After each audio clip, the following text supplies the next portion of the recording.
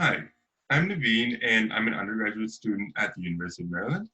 And my research has been looking into investigating methods of balancing inequality and efficiency in ride pooling systems.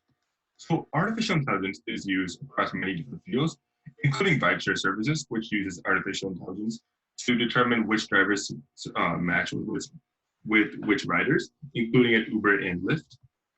And the problem is that these systems have had certain problems in the past, including racial discrimination by Uber and Lyft drivers, and also pay inequalities between Uber drivers and fluctuations in pay day to day, which make it difficult for Uber drivers.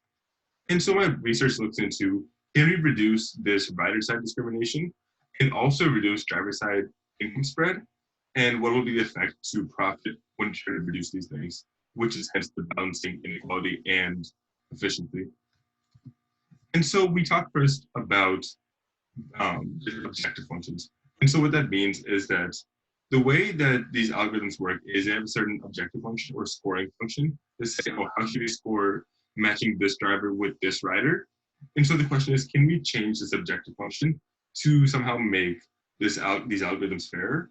And what I found through my research is that these algorithms can actually be made fairer in certain situations through optimizing for not just profit or not just the maximum number of riders serviced, but also maximizing for, say, minimizing the spread of income, which makes it not just better for fairness, but also sometimes better for efficiency, as optimizing for these things also allows the drivers to service more riders, which is an unexpected thing, meaning that fairness and efficiency can both be accomplished at the same time.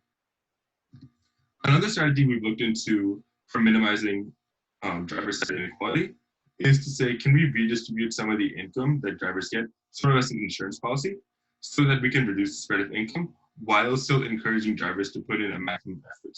And so we quantified this through the standard deviation of income on one side, and also a metric we call gain, which says if a driver puts in twice the effort, do they get twice the pay, or is too much of their income redistributed so that they don't get enough pay?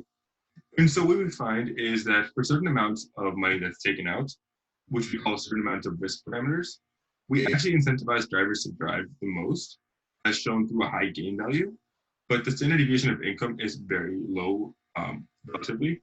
And so, for example, for our values or risk values between 0.5 and 0.8, we both get a high gain value, but also a low standard deviation, which is good and which is what we want, as the income redistribution leads to lower income spread while still encouraging drivers to put in the maximum effort. And so what I want to look into in the future is, can we prove some theoretical guarantees so that these algorithms work all the time in many different situations across many data sets? And can we also find methods to make surge pricing fair, where surge pricing is basically an algorithm used by these rideshare companies in situations where there's too much demand, where they change how things are priced. However, this has led to issues in minority communities getting disserviced. And so can we somehow change the algorithm to avoid that type of thing? Thanks for listening, and thanks to Dr. John Dickerson for all his help with the projects.